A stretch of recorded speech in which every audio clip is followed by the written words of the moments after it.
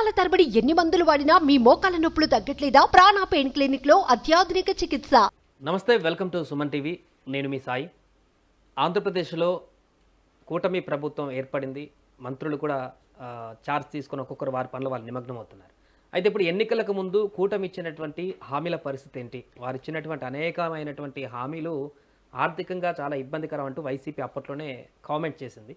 ఎట్టి పరిస్థితుల్లో మేము అమలు చేస్తామంటూ కూటమి చెప్పుకుంటూ వచ్చింది. ఇప్పుడు ప్రభుత్వం ఏర్పడగానే ముఖ్యమంత్రిగా చంద్రబాబు కొన్ని సంతకాలు చేశారు. బట్ పూర్తి స్థాయిలో ఇంకా అన్ని హామీలకు సంబంధించి చేయలేదు, చేస్తామని చెప్తున్నారు. సో ఇది అమలు సాధ్యమయ్యేటువంటి హామీలైనా అన్ని వాళ్ళు ఇచ్చిన దాని గురించి మనం మాట్లాడదాం. మనతో పాటు ప్రముఖ పొలిటికల్ అనలిస్ట్ చంద్ర శ్రీనివాస్ గారు ఉన్నారు. శ్రీనివాస్ గారు నమస్తే. నమస్కారం. సో కూటమి అనేక హామీలు ఇచ్చింది, మనం చూసాం. కొన్నిటి మీద సంతకాలు పెట్టారు చంద్రబాబు, మిగతా ఇంకా చాలా పెండింగ్లో ఉన్నాయి. ఫ్రీ బస్ కానీ, మహిళలకు 1500 రూపాయలు కానీ, 2000 రూపాయలు కానీ, ఇలాంటి హామీలు చాలా ఉన్నాయి.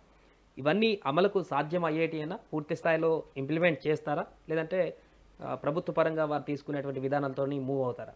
డెఫినెట్గా. అంటే ఇప్పుడు 6 గ్యారెంటీలు అని చెప్పి ఎట్లయితే కర్ణాటకలో అధికారంలో వచ్చిందో అదే ఇది చూసి తెలంగాణ రాష్ట్రంలో కూడా మహిళలకు ఉచిత బస్సు కావచ్చు, మిగతా గ్యారెంటీలని మొదటి 100 రోజుల్లోనే చేశారు రేవంత్ రెడ్డి గారు. మంచి సుపరిపాలన దిశగానే ముందుకెళ్తున్నారు. అదే ఇది ఇక్కడ మీరు ముఖ్యంగా మహిళకి బస్సు 6 గ్యారెంటీలో ఒకటి సిలిండర్ విషయంలో కావచ్చు చాలా హామీలు ఇచ్చారు.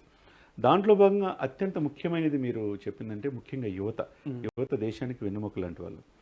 ఎక్కువగా మన దేశంలో యువత ఉండటం, ఉపాధి లేకుండా మిగతా రాష్ట్రాలు వలసపోవడం జరుగుతూ ఉండేది.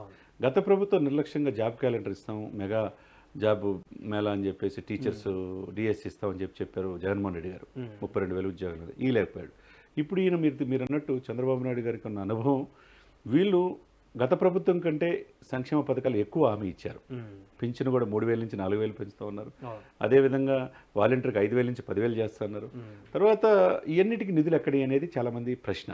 ఇది చేయగలరా అనేది. అంటే పట్టుకొని 10-15 రోజులు కూడా కాలం ఇంకా ప్రభుత్వం వచ్చి కొద్దిగా సఫిషియెంట్ టైం ఇవ్వాలి.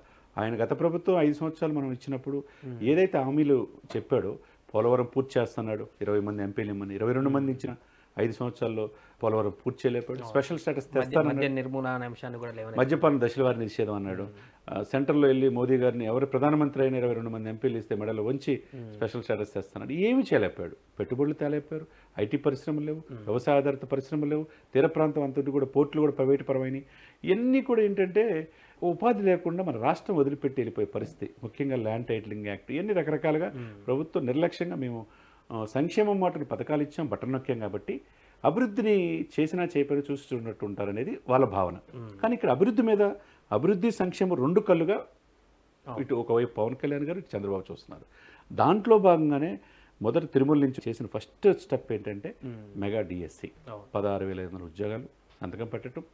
రెండోది ఏదైతే ప్రభుత్వానికి వ్యతిరేకంగా ఓటు పడి ప్రభుత్వ అధికారం ఇప్పుడు జగన్మోహన్ రెడ్డి గారు వెళ్ళిపోయారో అది ల్యాండ్ టైటిల్ యాక్ట్. అంటే నా భూమి నాది కాదన్నప్పుడు ప్రజలు ఎంత తండోపతండాలకు వచ్చి ప్రభుత్వ వ్యతిరేకంగా నైట్ 1 గంటల వరకు ఓటేశారు. దాన్ని రద్దు చేశారు. మూడోది అన్నా క్యాంటీన్లు ఎన్టీ రామారావు గారు పేరు పెట్టారు, తప్పే ఉంది. దాన్ని కూడా మూలన పడేశారు. మళ్ళీ అది పునరుద్ధరించారు. ఎందుకంటే చాలా ప్రాంతాల్లో భోజనం ఉండదండి సమయానికి. ఆ భోజనం తినే ఇది పేదవాళ్ళు కూడా ఉంటారు కదా. దాంతోపాటు 3తో పాటు పింఛను మీరు అన్నట్టు ఇందాక అన్నట్టు 3,000 నుంచి 4,000 పెంచడం కావచ్చు. వాళ్ళకు కొద్దిగా ఊరట ఆ వయసులో. తర్వాత 5వది స్కిల్ డెవలప్మెంట్, దానికి ప్రాధాన్యత ఇవ్వడం. ఇవన్నీ ఏంటంటే మొదటి నుంచి కూడా ఈరోజు హైదరాబాద్ ఎంత ప్రపంచంలోనే అత్యంత ఆదర్శవంత నగరాలుగా వెళ్ళి 2030 నాటికి నెంబర్ 1 సిటీగా హైదరాబాద్ రూపంతో అవుతుంటే ఆ రోజు బిల్ గేట్స్ కావచ్చు, బిల్ క్లింటన్ కావచ్చు తీసుకొచ్చి ఐటీ పరిశ్రమలు తీసుకొచ్చింది. ఎవరు అవునుకున్నా కాదనుకున్నా హైదరాబాద్కి రూపశిల్పి చంద్రబాబు నాయుడు గారు. అది కాదనలేండి. మరి ఎందుకు గత ప్రభుత్వం 5 సంవత్సరాలు ఉండి కూడా ఐటీ కంపెనీలు 10 కూడా తీసుకురాలేపారు? ఇప్పుడు చంద్రబాబు నాయుడు గారికి ఉన్న అనుభవం, ఆయనకున్న ఇంటర్నేషనల్ వైడ్ పెట్టుబడులు తీసుకురా సమర్థత డెఫినెట్గా తేగలరు. అది మనం వాళ్ళకి సఫిషియెంట్ టైం ఇవ్వాలి. గతంలో కూడా 2 సంవత్సరాలు నేనేం మాట్లాడిన అన్నాడు. ఓటమిని హోందాగా అంగీకరించి పవన్ కళ్యాణ్ గారు ఎప్పుడు 2 ఇయర్స్ అసలుకి ప్రభుత్వం ఏం చేస్తున్నా మాట్లాడాలి. 2 ఇయర్స్ తర్వాత ప్రభుత్వం వ్యతిరేకంగా ఎప్పుడైతే స్టార్ట్ అయిందో, ప్రభుత్వం సంక్షేమానికి దూరం అయిపోయిందన్న ఉద్దేశంతో వాయిస్ వచ్చింది. ఇప్పుడు వీళ్ళకి కూడా 2 ఇయర్స్ సమయం ఇవ్వాలి కదా. ఏదో అప్పులమయం అయిపోయింది. 2.5 లక్షల కోట్ల నుంచి 10 లక్షల కోట్లు అప్పులు చేశాడు జగన్మోహన్ రెడ్డి. ఈ అప్పుల్ని కంట్రోల్ చేసుకోవాలి. ఒకవైపు నిధులు తీసుకురావాలా, ఎప్పటికప్పుడు ఎరియర్స్ ఉన్నాయి, టీచర్లు సిపిఎస్ రద్దు చేయటం, ఇవన్నీ ఉంటాయి. ఈ ప్రధానమైన దృష్టి పెట్టాలి. ముఖ్యంగా రైతులకు కావాల్సింది పోలవరం కనుక పూర్తయితే with in short time, with in 2 ఇయర్స్లో లక్షలాది ఎకరాలు సాగులోకి వస్తాయి. అప్ టు ప్రకాశం జిల్లా నుంచి ఈస్ట్ వెస్ట్ గోదావరి అంటే సముద్రంలో నీళ్లు కలిసిపోకుండా అది ఇది చేసుకుంటే పోలవరాన్ని సస్యశ్యామలంగా పంటలు పండుతాయి అన్నమాట. అది పూర్తి చేసుకోవాలి. రెండోది ఏంటంటే ప్రధానంగా మన తీర ప్రాంతం అంతా ఉండి వ్యవసాయ ఆధారిత పరిశ్రమల్ని సెంట్రల్ గవర్నమెంట్తో కలిసి తీసుకురాగలిగితే చాలామందికి ఎంప్లాయ్మెంట్ ఉంటుంది, వేరే వలస వెళ్ళరు కదా. అదేవిధంగా జాబ్ క్యాలెండర్ ఇప్పుడు గ్రూప్ 1 గ్రూప్ 2 ఆఫీసర్స్ కూడా ఇందాక పవన్ కళ్యాణ్ గారు సమావేశమయ్యారు, పంచాయతీరాజ్ రెవెన్యూతో కూడా సమావేశమయ్యారు. ఎక్కడెక్కడ ఖాళీలో ఉన్నాయి, ఎక్కడ ఉద్యోగాలు ఇవ్వాలి, ఎక్కడ నోటిఫికేషన్స్ ఇవ్వాలో కూడా చర్చించడం జరిగింది. అంటే వర్క్ డిస్ట్రిబ్యూషన్ ఇటు పవన్ కళ్యాణ్ చేసుకున్నాడు, ఇటు చంద్రబాబు నాయుడు గారు చేసుకున్నారు. మొన్న పోలవరం వెళ్ళి వచ్చాడు చంద్రబాబు నాయుడు గారు, రేపు రాజధాని రైతుల కోసం వెళ్తారు. ఎల్లుండి నుంచి 21, 22 అసెంబ్లీ సమావేశాలు జరగబోతున్నాయి. వీళ్ళందరూ కూడా ప్రమాణం చేయడం ఇవన్నీ ఉంటాయి. ఏదేమన్నా కానీ మీరు అండి ఇప్పుడున్న ఆయనకు అనుభవం 4.5 దశాబ్దాల అనుభవం చంద్రబాబు నాయుడు గారికి ఉన్నది. ఎక్కడ డబ్బు తీసుకోవాలో ఆయనకి తెలుసు. సెంటర్లో కూడా మోదీ గారికి కూడా రాష్ట్రాల మీద డిపెండ్ అయ్యే ఇది ఇప్పుడు వచ్చేసింది. ఎందుకంటే ఆంధ్రప్రదేశ్లో మనం చూసాం 21 ఎంపీలు ఈ కూటమి కలవటం వల్లే కదా.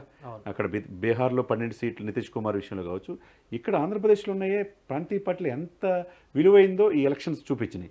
కాబట్టి ఆంధ్రప్రదేశ్ బీహారు స్పెషల్ స్టేటస్ కావాలని కోరుకుంటుంది, ఆంధ్రప్రదేశ్ ప్రజలు కూడా స్పెషల్ స్టేటస్ రావాలని కోరుకుంటున్నారు, అమరావతి పూర్తి అవ్వాలని కోరుకుంటున్నారు. అంటే కామన్ ఎజెండా ఈ 3 పార్టీలకు ఒకటే.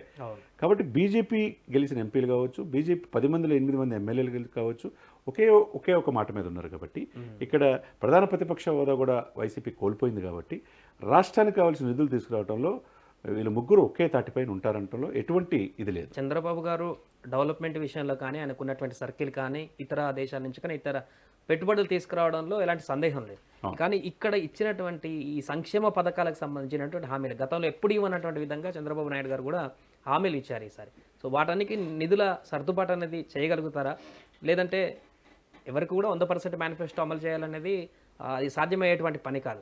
సో కొన్ని వదిలిపెట్టినా పర్వాలేదు, డెవలప్మెంట్ చూపించి నెక్స్ట్ 5 yearsలో రాష్ట్రాన్ని అభివృద్ధి పదంలో తీసుకువెళ్దామని అనుకునేటువంటి అవకాశం ఏమైనా ఉంటుందా? అంటే ఇక్కడ ఒకటే విషయం అండి, సెంట్రల్లో కూడా తెలుగుదేశం నుంచి 2 మినిస్టర్స్ వచ్చినాయి. మనం చూసాం, రామ్మోహన్ నాయుడికి మంచి శాఖ ఇచ్చారు, పౌర విమాన శాఖ. దాన్ని పెట్టుకొని మిగతా శాఖలతో అనుసంధానం చేసుకుని రాష్ట్రాలకు కావాల్సిన నిధులు తీసుకురావచ్చు. ఆయన ఉత్తరాంధ్ర ప్రాంతం చెందిన వ్యక్తి, 3వసారి ఎంపీ అయ్యాడు. అదేవిధంగా ఎన్ఆర్ఐ తెలుసు, గుంటూరు ఎంపీ పెమ్మసాని, ఆయన కూడా గ్రామీణ అభివృద్ధి సహాయ మంత్రి. కాబట్టి ఆయన కూడా ఎన్ఆర్ఐ, ఆయనకి అపారమైన అనుభవం ఉంటుంది. ఇక్కడ కూడా గ్రామీణాభివృద్ధి సహాయ మంత్రి ఎవరు, పవన్ కళ్యాణ్ గారు. రాష్ట్రం సెంటర్లో కలిసి ఉంటే నిధులు ఎక్కడ గ్యాప్ లేకుండా వస్తాయి. కాబట్టి ఆ అవకాశం ఉంటుంది. దీంతో పాటు మిగతా మంత్రులు, సెంట్రల్ మినిస్టర్స్తో కూడా ఈ 2 మినిస్టర్లతో పాటు ఇక్కడ ఎంపీలు వీళ్ళందరూ కూడా ఉండి, ఎందుకంటే ఈ ఎంపీలే చాలా కీలకమైనవి కదా.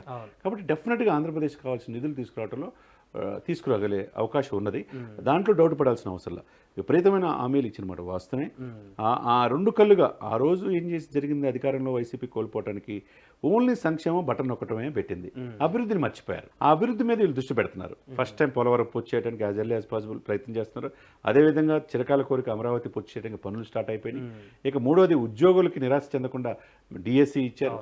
ఇకపోతే మిగతా ఏదైతే ఉన్నాయి ఇంకా రోడ్లు కూడా ఎక్కడికెక్కడ కుంటలమయమైపోయినాయి. ఆ రోడ్లు బాగు చేయడానికి కూడా ఉన్నారు.